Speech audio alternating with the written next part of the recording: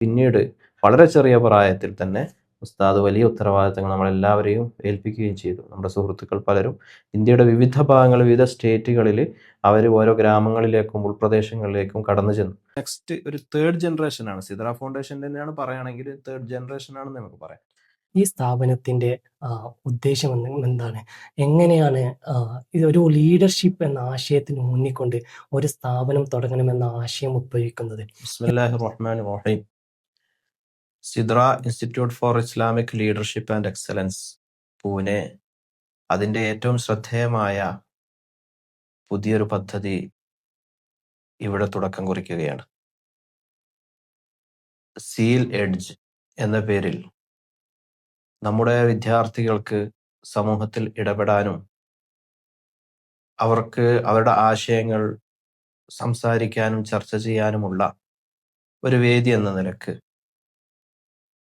ഈ ഒരു സംവിധാനം അൽഹംദുലില്ലാഹ് നമുക്ക് ഇവിടെ സംവിധാനിക്കാൻ കഴിഞ്ഞു. Sidra institute for Islamic leadership എന്ന് പറഞ്ഞാൽ പേരുപോലെ തന്നെ സമൂഹത്തിന്റെ നേതൃപരമായ ഉത്തരവാദിത്വം നിർവഹിക്കാൻ വേണ്ടി പ്രത്യേക പരിശീലനം ലഭിച്ച മതപണ്ഡിതന്മാരെ തയ്യാറാക്കിയെടുക്കുന്ന സ്ഥാപനമാണ്. നാവും കൈകളും ഉപയോഗിച്ച് തന്നെയാണ് ഈ സമൂഹത്തിന്റെ മാറ്റങ്ങൾക്ക് കാരണമാവുന്ന രീതിയിലുള്ള വലിയ പ്രവർത്തനങ്ങൾ ചെയ്യേണ്ടത്. തീർച്ചയായും എഴുത്തും പ്രസംഗവും വിജ്ഞാന പ്രചാരണവുമൊക്കെയായിട്ട് നമ്മുടെ വിദ്യാർത്ഥികൾ സമൂഹത്തിലേക്ക് ഇറങ്ങുമ്പോൾ ആധുനിക കാലത്തിന്റെ രീതികളോട് സമരസപ്പെടുന്ന രീതിയിൽ നല്ലൊരു സ്റ്റുഡിയോയും ചാനലും ഒക്കെ സെറ്റ് ചെയ്ത് സമൂഹത്തിന്റെ വിവിധങ്ങളായ ചോദ്യങ്ങൾക്ക് ഉത്തരം നൽകാനും പ്രശ്നങ്ങളുടെ പരിഹാരങ്ങൾ നിർദ്ദേശിക്കാനും എല്ലാ നിലക്കും സമൂഹത്തിന്റെ കാര്യങ്ങളിൽ കയറി ഇടപെടാനും നമ്മുടെ പ്രബോധകർക്കും വളർന്നു വരുന്ന തലമുറക്കും സാധിക്കട്ടെ എന്ന പ്രാർത്ഥനയും പ്രതീക്ഷയുമാണുള്ളത്. അതിനെ ഒരു സംവിധാനം അല്ലാഹു തആല ഉപകാരമുള്ളതാക്കി തരുമാറാവട്ടെ. ആ ഒരു ലക്ഷ്യം നമുക്ക് അല്ലാഹു തആല പൂർത്തീകരിച്ചു തരുമാറാവട്ടെ എന്ന് ദുആ ചെയ്യുന്നു. ഇൻഷാ അല്ലാഹ് നമുക്ക് സംസാരിക്കാം. Sidra institute for Islamic leadership and excellence എന്നാണല്ലോ നമ്മുടെ സ്ഥാപനത്തിന്റെ പേര് തന്നെ. നോക്കുകയാണെങ്കിൽ നമുക്ക് ആദ്യമായിട്ട് ലീഡർഷിപ്പ് എന്ന വിഷയത്തെക്കുറിച്ച് തന്നെ സംസാരിക്കാം. ഉസ്താദിനെ സംബന്ധിച്ചിടത്തോളം പഠന കാലഘട്ടത്തിൽ തന്നെ സ്റ്റുഡൻറ് യൂണിയനിലും പിന്നീട് കുടുംബജീവിതവും പിന്നീട് അങ്ങോട്ട് ഒരുപാട് സാമൂഹിക വിദ്യാഭ്യാസ മേഖലകളിൽ വ്യത്യസ്തമായിട്ടുള്ള ലീഡർഷിപ്പ് റോളുകൾ നിർവഹിച്ച ഒരു വ്യക്തിയാണ്. സിദ്ര ഫൗണ്ടേഷൻ എന്ന സാമൂഹിക വിദ്യാഭ്യാസ സംഘടനയ്ക്ക് രൂപം കൊടുക്കുകയും പിന്നീട് അതിൻ്റെ തുടർച്ചയെന്നോളം കർണാടകയിൽ ബാഗൽകോട്ട് കേന്ദ്രീകരിച്ചിട്ടും മഹാരാഷ്ട്രയിൽ പൂനെ കേന്ദ്രീകരിച്ചിട്ടും ഒരുപാട് സാമൂഹിക പ്രവർത്തനങ്ങൾ നടത്തിക്കൊണ്ടുവരികയാണ്. അങ്ങനെ ഒടുവിൽ അവസാനം Sidra institute for Islamic leadership and excellence എന്ന സ്ഥാപനം തുടങ്ങുകയും ചെയ്തിരിക്കുന്നു. അതുപോലെ നാം നോക്കുകയാണെങ്കിൽ ഈ സ്ഥാപനത്തിന്റെ ഉദ്ദേശം എന്താണ്? എങ്ങനെയാണ് ഇതൊരു ലീഡർഷിപ്പ് എന്ന ആശയത്തിന് ഊന്നിക്കൊണ്ട് ഒരു സ്ഥാപനം തുടങ്ങണമെന്ന ആശയം ഉദ്ഭവിക്കുന്നത്?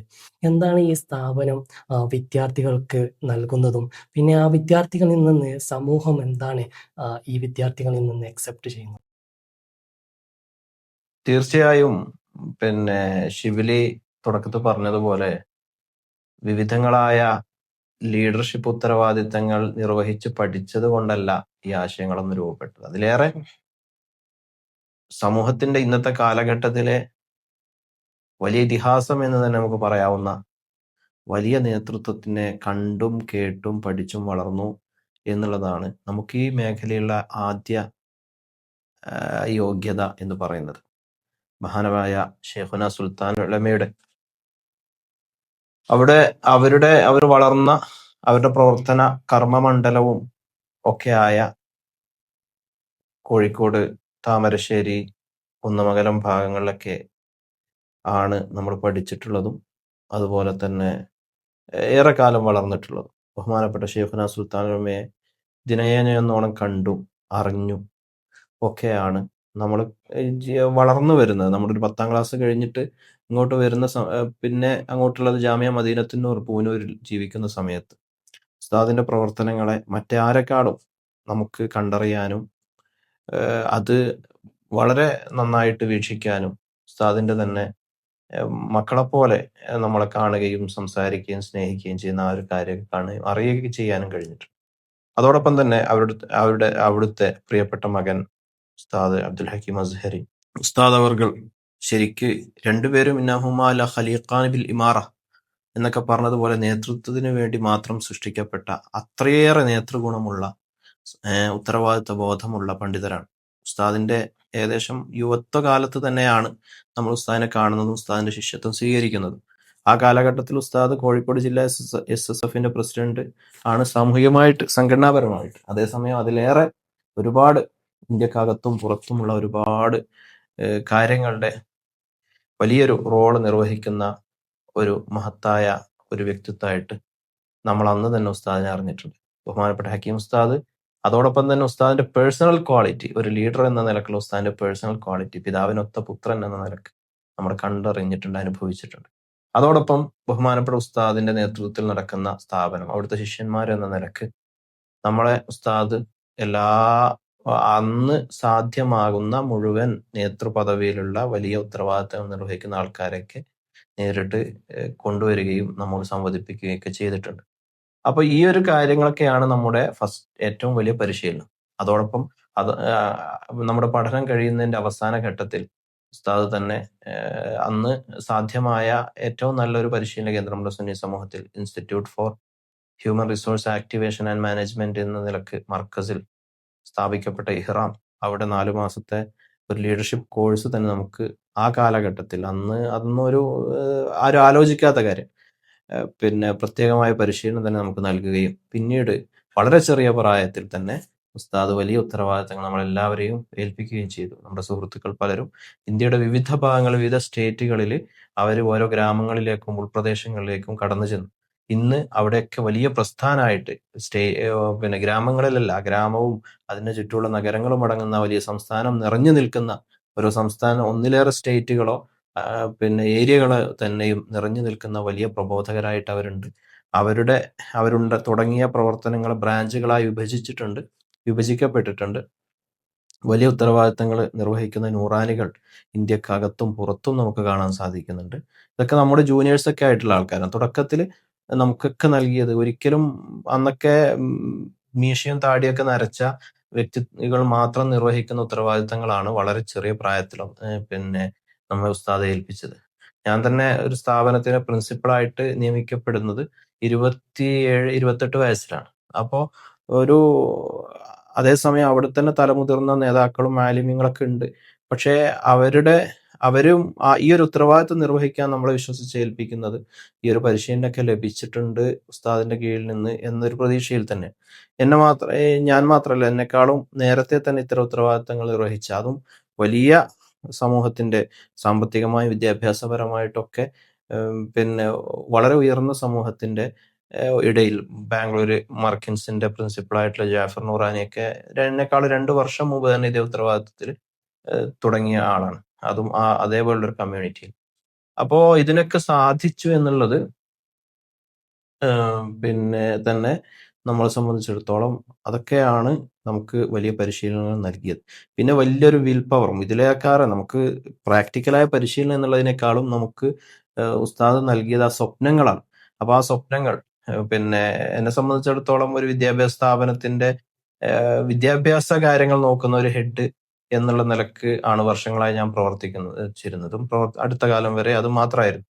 അപ്പോൾ അങ്ങനെ ഉണ്ടായിരിക്കുമ്പോൾ പോലും നമുക്ക് ഒരു ഇന്ത്യ എന്നുള്ളത് നമ്മുടെ ഒരു പ്ലേ ഗ്രൗണ്ട് ആയിട്ടും നമ്മുടെ പ്രവർത്തന മണ്ഡലമായിട്ടും കാണുകയും ഇവിടെയുള്ള പിന്നെ സേവന പ്രവർത്തനങ്ങളും ഈ ഒരു സമൂഹത്തിനെ ഉദ്ധരിക്കുന്ന വിദ്യാഭ്യാസപരമായി സാമൂഹികപരമായി ഉദ്ധരിക്കുക എന്നുള്ളത് നമ്മൾ ഉത്തരവാദിത്തമായി മനസ്സിലാക്കുകയും അതിനുവേണ്ടി ഒരു പദ്ധതികൾ തലയിൽ ഇങ്ങനെ നിൽക്കുകയൊക്കെ ചെയ്യുന്നത് അന്ന് നൽകിയ സ്വപ്നത്തിന്റെ ഭാഗമായിട്ടാണ്. അതിലൂടെയാണ് സിദ്ര ഫൗണ്ടേഷനും മറ്റുമൊക്കെ രൂപപ്പെടുന്നത്. അപ്പോ പിന്നെ ശിബിൽ എന്താ ചോദിച്ചാൽ ലാസ്റ്റ് നമ്മുടെ ഈ സ്ഥാപനം കൊണ്ട് എന്താണ് ഉദ്ദേശിക്കുന്നത് അല്ലെ? അപ്പൊ സ്ഥാപനം കൊണ്ട് ഉദ്ദേശിക്കുന്നത് തന്നെ നമ്മളിതിപ്പോ നെക്സ്റ്റ് ഒരു 3rd ജനറേഷൻ ആണ്. സിദ്ര ഫൗണ്ടേഷൻ തന്നെയാണ് പറയുകയാണെങ്കിൽ 3rd ജനറേഷൻ ആണെന്ന് നമുക്ക് പറയാം. പിന്നെ ആദ്യ ജനറേഷൻ ഇതൊക്കെ എസ്റ്റാബ്ലിഷ് ചെയ്തു. രണ്ടാമത്തെ ജനറേഷൻ ഇപ്പോൾ ഓൾറെഡി ആക്റ്റീവാണ്. മൂന്നാമത്തെ ജനറേഷൻ, അതായത് ഇനി വരുന്ന കാലഘട്ടത്തിലെ വലിയ ചാലഞ്ചുകളെ, രണ്ട് നിലക്കത് വലിയ ചാലഞ്ചാണ്. ഒന്ന്, ലോകം മാറി വരുന്നു, നമുക്ക് വെല്ലുവിളികൾ വർദ്ധിക്കുന്നു. രണ്ടാമത്തത്, സിദ്റ എന്നുള്ള ഈ ഒരു പ്രസ്ഥാനം പിന്നെ ഒരു 4-5 വർഷം കഴിയുമ്പോൾ ഇന്ന് കാണുന്ന ഉത്തരവാദിത്തങ്ങളല്ല ഉണ്ടാവുക, ഇതിൻ്റെ എത്രയോ മടങ്ങ് വലിയ ഉത്തരവാദിത്തങ്ങൾ ഉണ്ടാകും. അതൊക്കെ ഏറ്റെടുക്കാവുന്ന രൂപത്തിലുള്ള ഒരു സൊസൈറ്റി നമ്മൾ വളർന്നു വരണം എന്ന് തീർച്ചയാണ്. സിദ്റയുടെ മാത്രം കാര്യമല്ല, ഇനി മർക്കസിന്റെ ഈ മഹാമിഷൻ ഷെയ്ഖുന സുൽത്താൻ ഉലമയുടെ വലിയ മിഷന്റെ ഭാഗം നോക്കുകയാണെങ്കിലും പിന്നെ ഒക്കെ നമുക്ക് ചാലഞ്ചുകൾ, ഇനി ഈ വലിയ ചാലഞ്ചുകൾ പിന്നെ ഏറ്റെടുത്ത് ഈ വലിയ പതാക ഏറ്റെടുക്കാൻ പറ്റുന്ന ഒരു സമൂഹം നമുക്ക് ആവശ്യമുണ്ട്.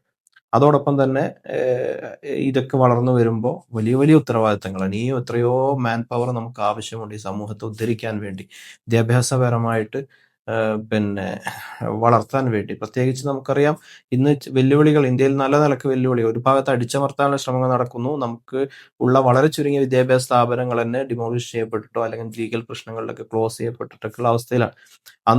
ആ ഒരു സാഹചര്യത്തിൽ വിദ്യാഭ്യാസപരമായി നമ്മുടെ സമൂഹത്തെ ഉദ്ധരിക്കാൻ ചെറിയ ചാലഞ്ച് അല്ല ഉള്ളത് എന്നുള്ളത് തിരിച്ചറിഞ്ഞുകൊണ്ട് തന്നെയാണ് പിന്നെ നമ്മുടെ യഥാർത്ഥ നാടിൻ്റെ പ്രദേശത്തിന് സൗത്തിൽ നിന്ന് വളരെ ദൂരത്ത് ഒരു ഈസ്റ്റിൻ്റെ ഓക്സ്ഫോർഡ് എന്ന പറയപ്പെടുന്ന ഈ പൂനെയിലൊക്കെ വന്ന് ഇൻസ്റ്റിറ്റ്യൂട്ട് നമ്മൾ സ്ഥാപിക്കുക എന്നുള്ളതൊക്കെ ഈ ഒരു സ്വപ്നത്തിന്റെ ഭാഗമായിട്ടാണ്. അല്ലാഹു തആല തൗഫീഖ് നൽകട്ടെ. ഈ സാഹചര്യത്തിൽ ലീഡർഷിപ്പ് എന്നതിനെ ഇസ്ലാമിക വീക്ഷണത്തിൽ എങ്ങനെയാണ് നിർവചിക്കേണ്ടത്? അപ്പോൾ ഖിലാഫത്തുല്ലാഹി അലൽ അർദ്, ഭൂമിയിൽ അള്ളാഹുവിൻ്റെ പ്രാതിനിധ്യം എന്നുള്ളതാണ് ലീഡർഷിപ്പ് റോളിൻ്റെ മനുഷ്യൻ്റെ ഏറ്റവും ആദ്യത്തെ റോൾ. ഭൂമിയിൽ ഫസാദ് ഉണ്ടാക്കുക എന്നുള്ളത് അത് ചെയ്യാൻ പറ്റാത്ത കാര്യമാണ്.